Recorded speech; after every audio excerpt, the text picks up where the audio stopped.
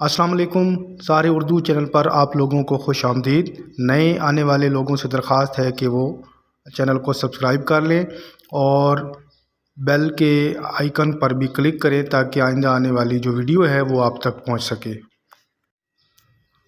आज की वीडियो में हम इल्म बदी के बारे में पढ़ेंगे और देखेंगे कि इल्म बदी जो है वो क्या होता है, इसकी तारीफ़ क्या है और इसमें फिर इसकी जो दो ज़ेली शाखें हैं यानी सनाए लफ्ज़ी और सनाए मानवी, इसको भी देखेंगे और इसके अलावा एक सनत यानी सनत तज़ाद के बारे में भी पढ़ेंगे।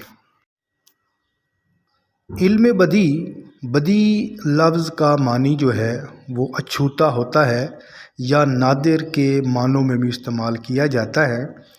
ये एक ऐसा इल्म है जिससे कलाम में अछूतापन पैदा किया जाता है, यानी इनफरादियत जो है वो पैदा की जाती है। अब इसकी मज़ीद दो ज़ेली शाखें हैं यानी सनाए लफ्ज़ी और सनाए मानवी।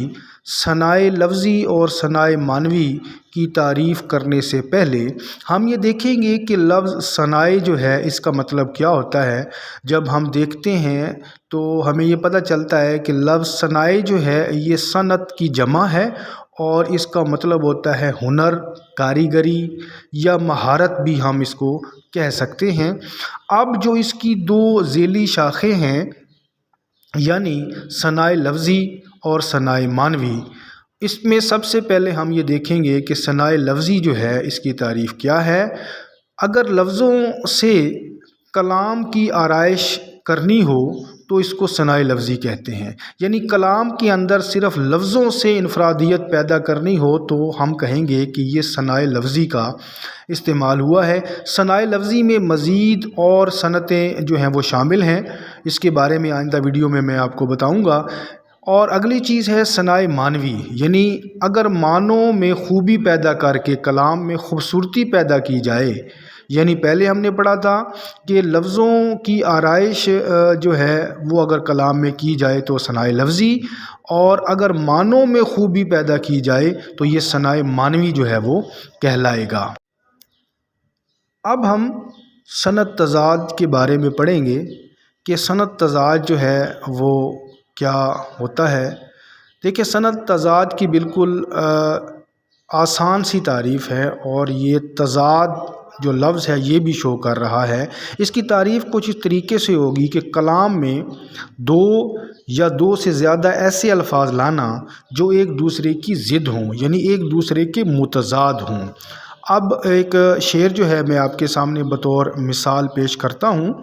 शेर है कि गाह मरता हूँ गाह जीता हूँ, आना जाना तेरा क़यामत है।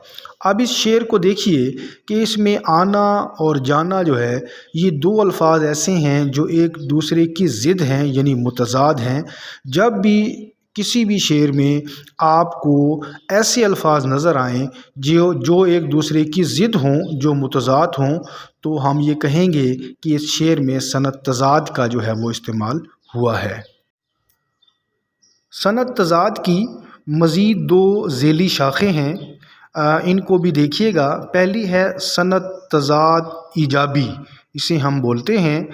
अब इसकी तारीफ़ कुछ ऐसे होगी कि जिसमें मुतज़ाद अल्फाज के साथ, यानी कलाम में मुतज़ाद अल्फाज के साथ हर्फ़े नफ़ी ना हो, यानी ऐसे हरूफ जो नफ़ी को शो कर रहे हों वो इस्तेमाल ना हों, तो उसको हम कहेंगे कि ये सनत तज़ाद ईजाबी है। इसकी मिसाल देखिएगा कि सुबह होती है शाम होती है, उम्र यूं ही तमाम होती है।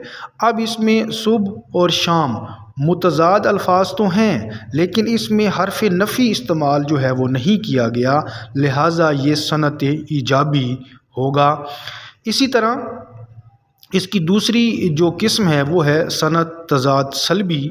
अब इसमें क्या होता है कि इसकी तारीफ़ कुछ यूँ होगी कि जिसमें मुतज़ाद अल्फाज के साथ हर्फ़ नफ़ी का भी इस्तेमाल किया गया हो। पहले में था कि हरूफ नफ़ी इस्तेमाल नहीं हुए, अब इसमें ये होगा कि हरूफ नफ़ी भी इस्तेमाल होंगे। शेर देखिएगा, जो आके न जाए वो बुढ़ापा देखा, جو جا کے نہ آئے وہ جوانی دیکھی۔